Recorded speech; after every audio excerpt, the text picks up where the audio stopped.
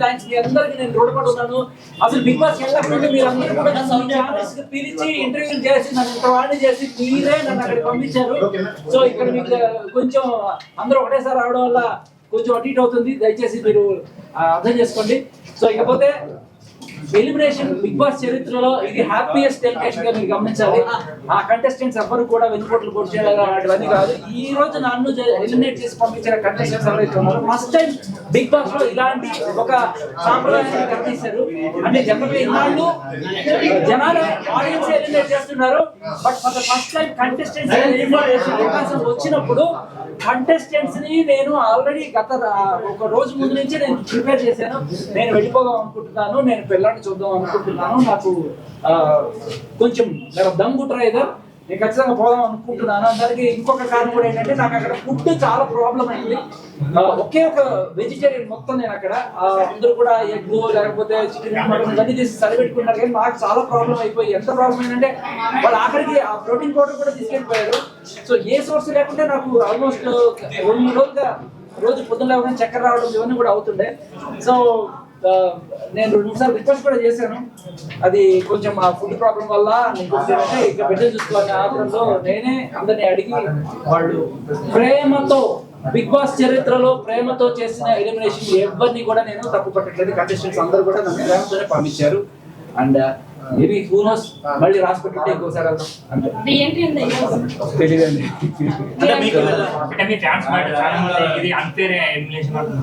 Fans అందరికి కూడా నా జోకులు లేకపోతే నా స్పాంటినిటీ నచ్చుంటే ఇక్కడ కాకపోతే ఇంకెక్కడైనా మిమ్మల్ని ఎంటర్టైన్ చేస్తాను నేను. సో నన్ను అర్థం చేసుకున్నారు. అట్లీస్ట్ శేఖర్ భాష ఉన్నాడు, ఒకడు ఉన్నాడు, వాడు ఇలాంటి జోకులు వేస్తాడు, వాడి టైమింగ్ ఇలా ఉంటుంది, వాడి స్పాంటినిటీ ఇలా ఉంటుంది అని మీకు గ్రహించినప్పుడు బిగ్ బాస్ లో మళ్ళీ వస్తే అవకాశం వెళ్తాను. బిగ్ బాస్ కాకపోతే మనకి గోల్డెన్ ప్లాట్ఫామ్స్ ఉన్నాయి. చాలా క్లోజ్ గా చూస్తారు కదా, విన్నర్ ఎవరు అవుతారు?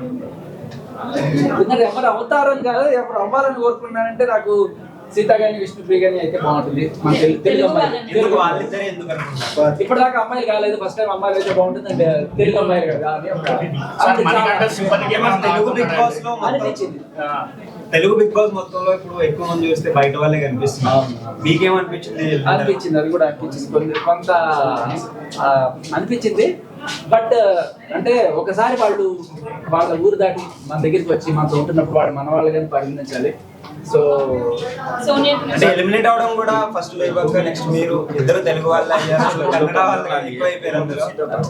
చాలా మంది ఫీల్ అవుతున్నారు ఆడియన్స్ కూడా. లేదు లేదు లేదు, అస్సలు ఫీల్ అవ్వడానికి ఏం లేదు. నేను ఈ వాడిని ఇప్పుడు మీరు గమనిస్తే నేను ఈ బిగ్ బాస్ కి వెళ్ళక ముందు కూడా ఇదే రేంజ్ లో నాకు ఆదరణ ఛానల్ లో కనబడుతున్నామని మాట్లాడుతున్నాను. కాకపోతే అప్పుడు మీరు చూసిన శేఖర్ కంప్లీట్ గా డిఫరెంట్ ఉండే, చాలా సీరియస్ గా లా పాయింట్లు మాట్లాడుతూ ఎవిడెన్స్ కలెక్ట్ చేస్తూ ఇన్వెస్టిగేటింగ్ మీలో ఒకటిగా ఉండే.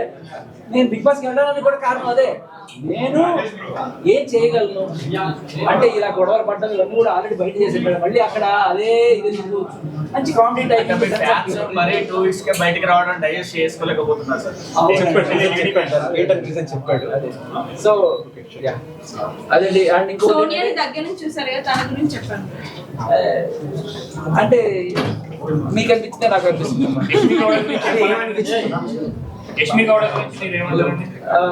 సోనియా కొంచెం టాప్ స్కేల్ లో ఉంది, యష్మి కొంచెం నెక్స్ట్ ర్యాంక్ లో వస్తుంది. అంటే యష్మి నేను పక్క నుండి చూస్తున్నా కదా, మాట్లాడుతుంటాం స్ట్రాటజీస్ గురించి, ఎందుకు అలా చేస్తున్నాం అంటే లేదు లేదు మన టీం ఇలాగే చేయాలి అని చెప్పి కళ్ళ ముందు కనబడుతున్నా కూడా అది అయితే ఉన్నారు వాళ్ళకి స్ట్రాటజీస్ ప్రిపేర్ చేసుకొని వచ్చారు. కానీ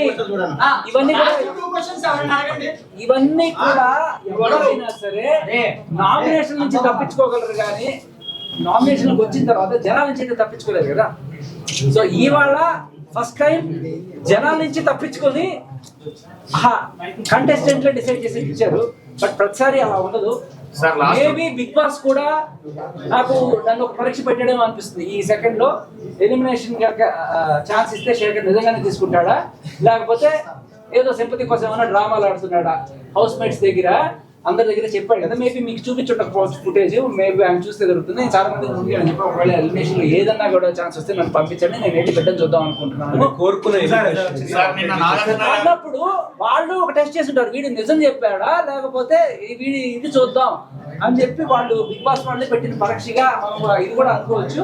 సో ఆ పరీక్షలో నేను అదే మాట మీద ఉన్నాను. నేను అడిగాను జనాలందరినీ కూడా.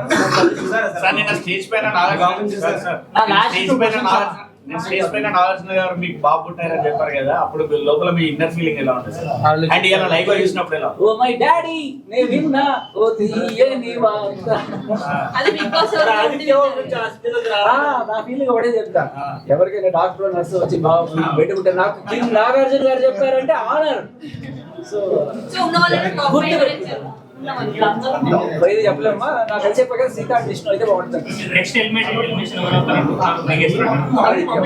సార్ బిగ్ బాస్ కి వెళ్ళాక నేర్చుకున్నారు, మీరేం నేర్చుకున్నారు సార్? సింపతి గేమ్ వల్ల లేకపోతే ఊరికి ఎమోషన్స్ చేయడం వల్ల లవ్ ట్రాక్లు నడపడం వల్ల మీరు కొన్నాళ్ళు ఈ నామినేషన్ లోకి రాకుండా తప్పించుకోవచ్చు, కానీ జనాల నుంచి అయితే తప్పించుకోలేరు. అల్టిమేట్ గా మిమ్మల్ని కాపాడించాల్సింది last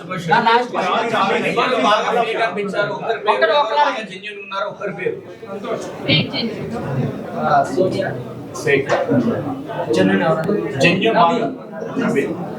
okay thank you. Top five వెళ్తాడు అంటే మణికంఠ గురించి ఒక మాట చెప్పండి సార్.